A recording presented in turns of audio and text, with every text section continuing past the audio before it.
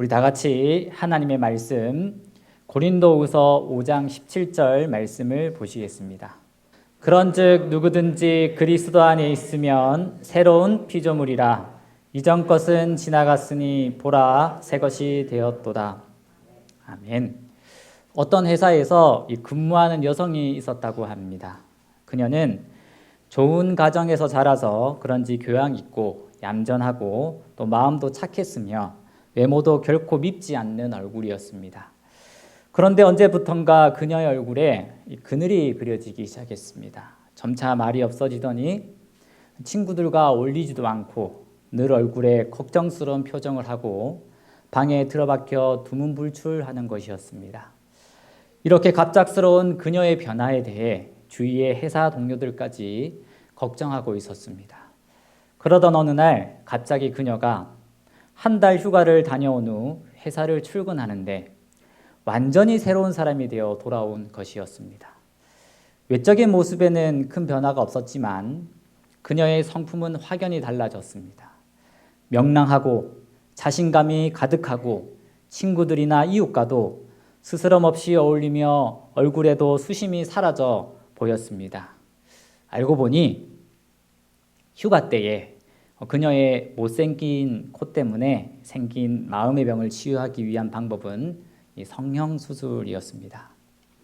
그리고 마음에 드는 코를 만들 수 있었습니다. 코가 예뻐졌다는 생각이 들자 그녀의 자아상은 180도 달라졌습니다.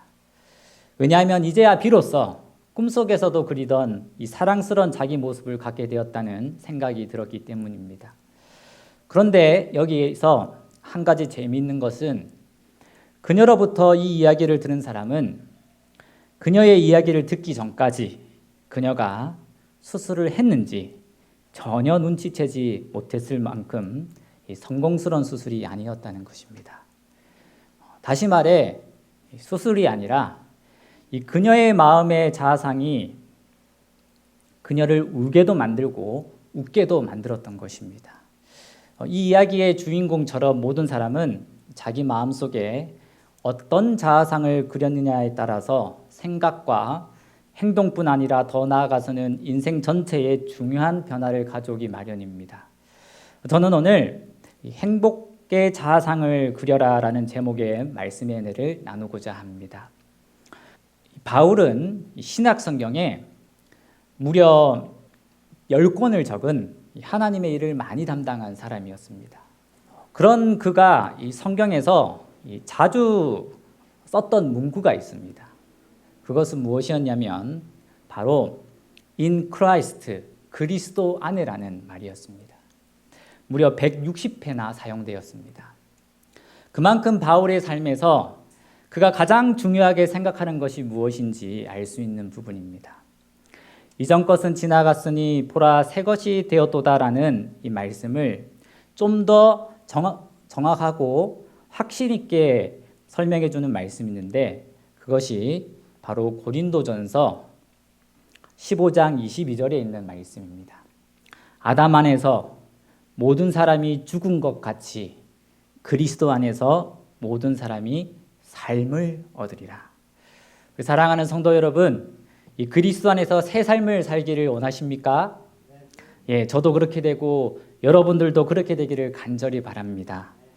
그런데 인간에게서 하나님이라는 요소를 배제하고 인간의 존재를 탐구하고 이해하려고 노력했던 사람들이 있습니다. 그들은 실존주의 철학자들이었습니다. 이런 식으로 이들이 이해한 인간은 죄책, 정죄, 절망의 늪에서 빠져나올 수 없는 존재였습니다.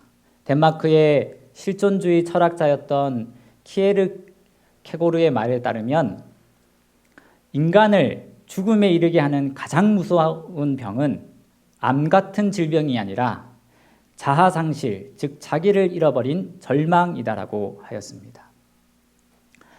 칼 야스퍼스도 인간의 삶에는 죽음, 고뇌, 투쟁, 죄책 등 인간의 힘으로는 어쩔 수 없는 한계 상황이 있으며 이러한 인간 현실의 한계 상황으로 인한 좌절을 인정하는 것이 인간의 실존이다라고 주장했습니다. 그래서 실존주의 철학자들은 인간을 결론론 내리기를 인간은 스스로 해결할 수 없는 죽음이라는 시한 폭탄을 품은 채 살아가고 있는 그야말로 절망적인 존재라고 하였습니다. 사도 바울도 이런 자기 자신을 보고 뭐라고 했습니까? 오라 나는 공고한 사람이로다. 이 사망의 몸에서 누가 나를 건져내랴라고 고백하지 않았습니까? 이 말은 바울이 그냥 한 말이 아니라 이 깊은 고뇌와 자기 자신은 정말로 죽을 수밖에 없는 존재임을 깨닫고 한 말입니다. 그러나 바울은 그리스도 안에서 새로운 자아상을 발견했습니다. 제가 다시 한번 읽어보겠습니다. 아담 안에서 모든 사람이 죽은 것 같이 그리스도 안에서 모든 사람이 삶을 얻으리라. 우리 사랑하는 성도 여러분, 정말로 이 말씀을 믿으십니까? 환경은 바뀌지 않고 내 모습은 여전히 똑같은데도 그리스도 안에 내가 있다면 이 말씀이 이루어질 것을 믿으십니까? 믿으셔야 합니다. 그래서 오늘 저는 개인적으로 우리 모두 행복한 자아상을 그리기 위해 무엇을 해야 할지 말씀드리고자 합니다. 우리가 모두 잘 알고 있는 여러 번 들었을 듯한 이 무릇 지킬 만한 것보다 더욱 내 마음을 지키라. 이 생명의 근원이 이에서 남이니라 해서 이 지키다는 이 봉쇄하다라는 뜻이고 근원은 이 출발하다는 의미입니다. 따라서 이 말씀의 원문은 이 지킬 만한 것보다 지킬 만한 것 중에 무엇보다 먼저 마음을 봉쇄하라. 왜냐하면 그것으로부터 생명이 출발하기 때문이다라고 됩니다. 그래서 여기서 이 마음은 우리 본교의 주석에 보면 이 생각을 가리킵니다. 따라서 마음을 지키라는 말은 이 생각을 지키라는 말입니다. 생각이 그 사람이다라는 말 혹시 들어보셨습니까? 생각한다, 나는 고로 존재한다 라는 말은 많이 들어보셨죠. 사람이 어떤 사람인지 알려면 그 사람의 무엇을 보면 될까요? 말하는 것을 들으면 어느 정도 그 사람에 대해서 알 수 있습니다. 행동을 살펴보면 더 많이 알 수 있습니다. 인간관계, 특히 주변의 친구를 보면 그가 어떤 사람인지 알 수 있습니다. 직업도 하나의 판단 기준이 될 수 있습니다. 그러나 이러한 요소는 한 사람에 대해서 알려주기는 하나 온전하게 보여주지는 못합니다. 왜냐하면 사람은 체면이나 다른 이유로 인해 말과 행동을 숨기기도 하기 때문입니다. 또 성격이나 성향이 전혀 다른 친구를 삼기도 합니다. 그런데 어떤 사람인지 알 수 있는 정확한 판단 기준이 있습니다. 그것은 바로 생각입니다. 그 사람의 생각을 보면 그가 어떤 사람인지 알 수 있습니다. 그의 관심이 무엇인지 보면 그를 보다 정확히 알 수 있습니다. 그가 평소에 누구에 또 무엇을 가장 많이 생각하는지, 누구에 대해 이야기하기를 좋아하는지 알면 그를 좀 더 확실히 알 수 있는 것입니다. 사람의 생각을 눈으로 볼 수는 없지만 분명한 것은 생각이 그 사람이다라는 사실입니다. 이 생애의 빛에 보면 누가 마음을 지배하는가? 우리의 생각이 누구에게 있는가? 우리가 누구에 대하여 말하기를 좋아하는가? 우리의 가장 열정적인 애정과 우리의 최대의 정력을 누가 지배하고 있는가? 우리가 그리스도께 속한 사람이라면 우리의 생각은 그에게 있을 것이요 그를 생각함이 우리의 가장 즐거움이 될 것이다. 그리고 우리의 모든 소유와 우리의 몸을 다 그에게 바치게 될 것이다. 우리는 그의 형상을 입고 그의 정신을 나타내며 그의 뜻을 행하여 범사의 그를 기쁘시게 하기를 원할 것이다. 그래서 이 생각을 이 그리스도 안에서 지키지 않으면 그리스도 대신에 무엇이 들어오게 되냐면 근심이 들어오게 되는 것입니다. 이 마귀가 예수를 팔 생각을 넣었다고 말을 합니다. 성경은 사탄이 유다의 마음에 예수님을 팔려는 생각을 넣었다고 말하는 것입니다. 사람은 자기 자신이 자신의 생각을 통제할 수 있다고 생각합니다. 그러나 그렇지 못할 때가 대부분입니다. 그 이유는 우리보다 훨씬 강력한 존재인 사단이 우리의 생각에 끊임없이 예수님을 대적하는 생각을 집어넣고 있기 때문입니다. 이것이 바로 우리가 그토록 자주 근심하고 걱정하며 또 미워하는 이유입니다. 우리 사랑하는 성도 여러분, 그렇다면 우리가 어떻게 이런 우리의 생각을 지켜서 아름다운 자아상, 행복의 자아상을 그릴 수 있을까요? 이 자아상을 변화시킬 수 있는 유일한 방법은 예수 그리스도께 돌아오는 것입니다. 첫 번째로 예수님께서 우리의 생각을 지키십니다. 빌립보서 4장 6절에서 7절 말씀에 보면 아무것도 염려하지 말고 오직 모든 일에 기도와 간구로 너희 구할 것을 감사함으로 하나님께 아뢰라.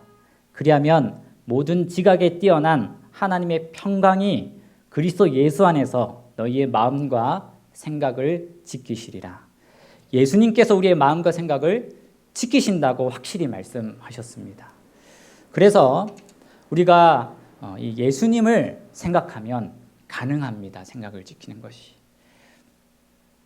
히브리서 12장 3절에도 너희가 피곤하여 낙심치 않기 위하여 죄인들의 이같이 자기에게 거역한 일을 참으신 자를 생각하라고 하셨습니다. 그래서 우리는 이 예수님을 생각해야 되는데 좀 더 자세히 그렇다면 무엇을 더 생각해야 될까? 두 번째로 예수님께서 내 곁에 계시다는 생각을 해야 합니다. 1914년 영국의 탐험가 어니스트 세클턴이 27명의 대원을 데리고 남극 횡단을 도전했습니다. 그러나 그들이 탄 배가 남극의 부빙에 떠다니는 얼음에 갇혀 탐험 계획은 실패로 돌아갑니다. 그리고 모두 생명 위협을 느끼게 되었습니다. 그러나 그때부터 그의 리더십을 발휘하기 시작했습니다. 그의 리더십으로 한 사람도 죽지 않고 모든 대원이 다 살아서 돌아왔습니다. 그리하여 붙여진 그의 리더십이 서바이벌 리더십입니다. 그가 구조를 위해 마지막 난간인 해발 3,000m의 얼음산을 대원들과 함께 넘었는데 후에 아내에게 보낸 편지에 이렇게 기록했다고 합니다. 얼음산을 넘을 때 우리 일행은 분명 3명인데 난 4명처럼 느껴졌다. 이상하게 생각돼 동료에게 물어보니 그들도 그렇게 느껴졌다고 했다. 힘들고 어려웠던 내내 하나님이 우리와 동행하셨음을 나는 믿는다.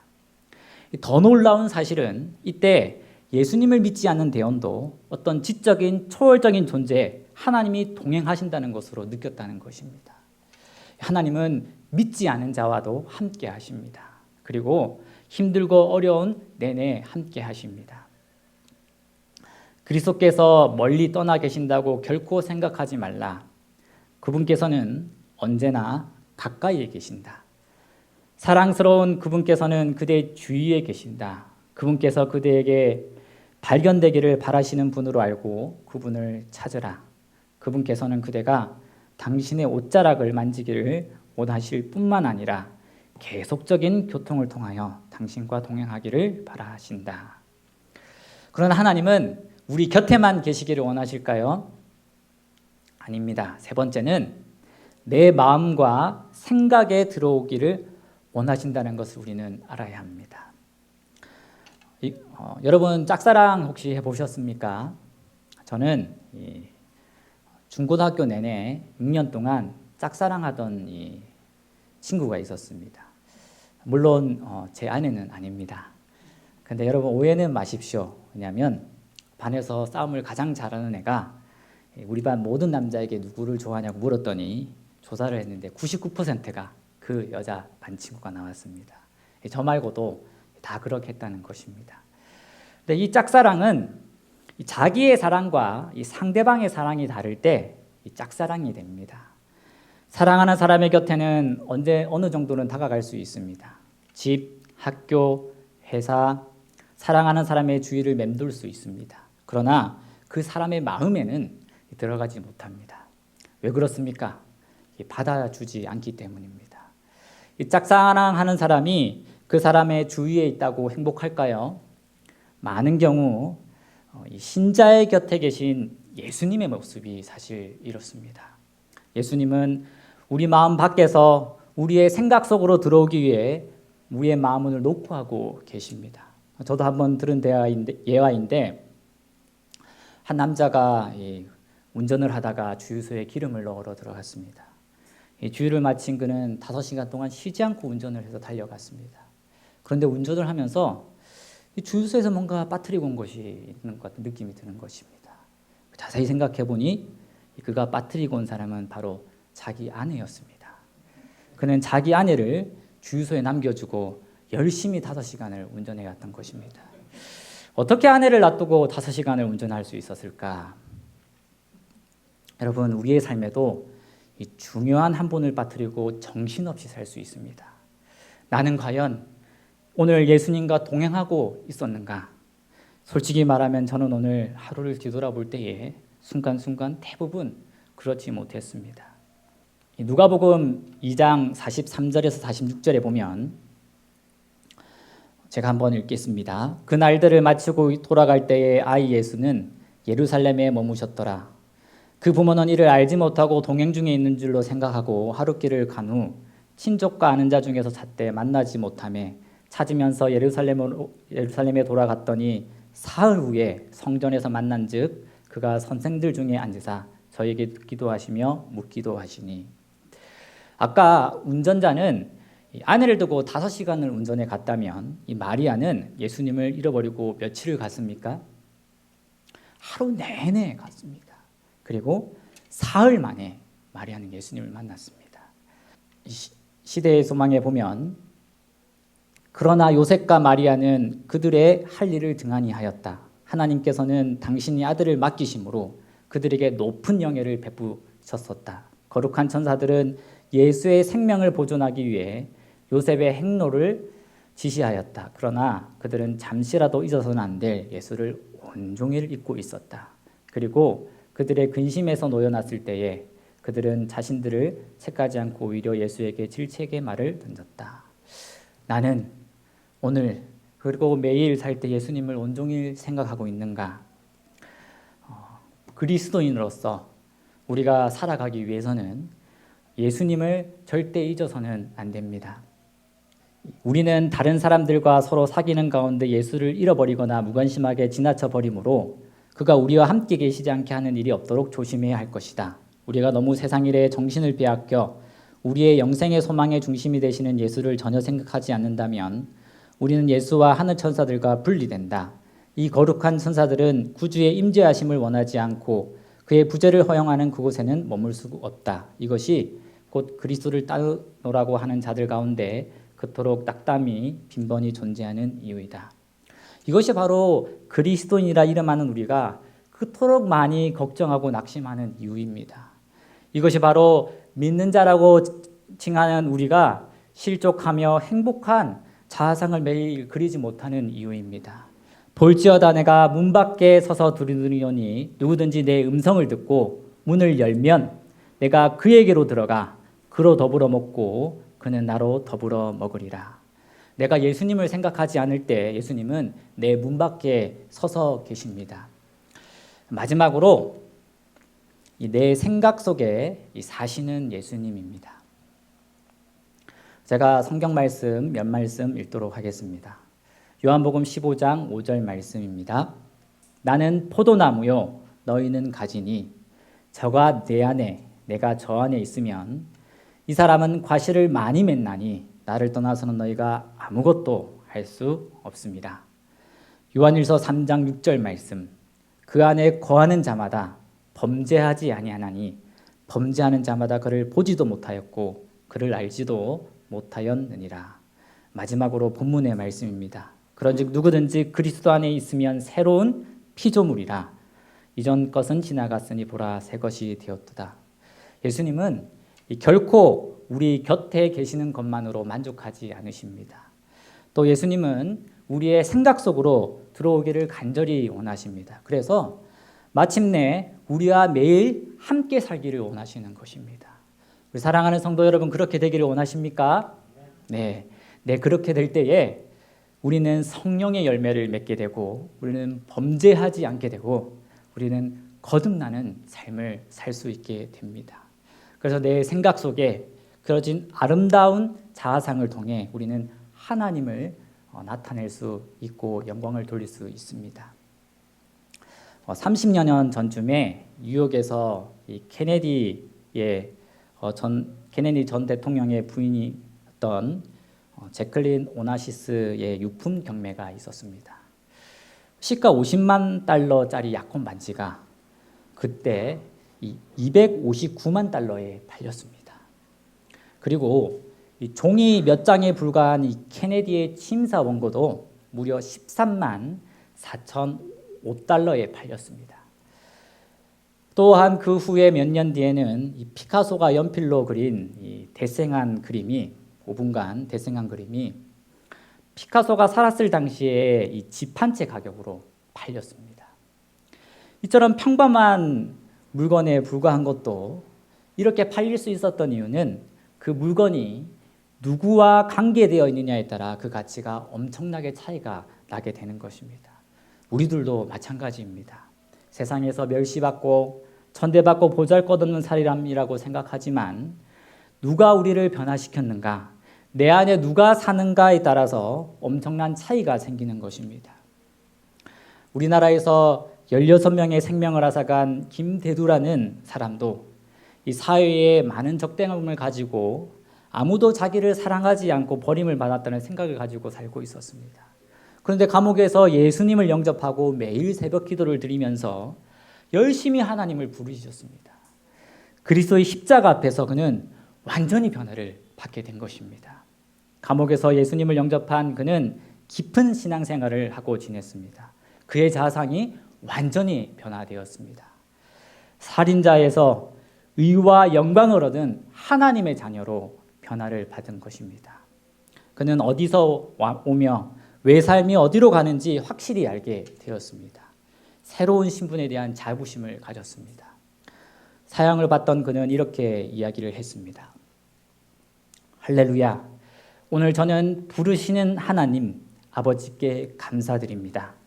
저는 이 날을 얼마나 기다렸는지 모릅니다. 제가 오늘 주님께 영접받을 수 있는 영광스러운 이 죽음이 너무나 기쁩니다. 죽음 밑바닥에 떨어져야 할 흉악범인 저를 십자가의 보혈로 용서해 주시고 하나님 품에 받아주시니 감사합니다. 이런 말을 남기고 형장의 이슬로 사라졌습니다. 얼마나 큰 변화인지 모릅니다. 그리스도 안에서 새로운 피조물이 된 것입니다. 이러한 변화는 이 그리스도 안에서 이 새롭게 된 자기 자신을 발견할 때만 가능합니다. 그래서 성경에는 하나님 앞에는 기쁨이 충만하고 그 우편에는 즐거움이 넘친다고 이렇게 말을 했습니다. 몸이 아픈 사람은 그래서 이렇게 우리가 그리스도 안에 살 때에 그리스도 안에서 건강하게 된 자신의 모습을 힘차게 가져야 됩니다. 그리스도께서 우리의 병을 짊어지시고 채찍에 맞음으로 내가 나음을 입었다는 이 사실을 마음속 깊이 받아들일 때 하나님이 우리의 마음을 치유해 주십니다. 이 마태복음 8장 17절에 이는 선지자 이사야로 하신 말씀에 우리 연약한 것을 친히 담당하시고 병을 짊어지셨다고 말씀하셨습니다. 하나님은 십자가에서 우리의 모든 것을 약한 것을 짊어지시고 우리를 자유케 해주시지 않으셨습니까? 로버트 슐러 목사님은 많은 사람이 자신을 학대하고 있다라고 했습니다. 그래서 예수님의 보혈로 이 구원받은 자신을 사랑하라 하였습니다. 이것이 우리가 그리스도 안에서 새 자아상을 갖고 사는 삶이며 이렇게 해야 자신을 사랑하는 사람이 이웃도 사랑할 수 있는 것입니다. 나 있는 그대로의 모습을 사랑하시는 하나님의 시각을 소유하는 것, 여기서부터 우리의 진정한 행복은 시작됩니다. 오늘 우리에게 새 사람, 새 자아상을 주시는 이 하나님의 선물을 받는 우리 저와 우리 여러분이 되시기를 간절히 바라면서 말씀 마치겠습니다. 아버지 하나님, 저희에게 오늘 또 힘과 용기가 되는 말씀을 주셔서 감사합니다. 우리가 그리스도 안에 거할 수 있도록 우리에게 믿음을 주시며 하나님의 보호 아래 거할 수 있도록 지켜주시옵소서. 특별히 명절을 맞이하여 가족을 만나는 그곳에 하나님께서 함께하여 주시고 정말 우리의 모든 주인이 예수님이 될 수 있도록 항상 하나님 우리에게를 인도하여 주시옵소서. 이 모든 말씀 우리 구주이신 예수님 이름으로 기도드립니다.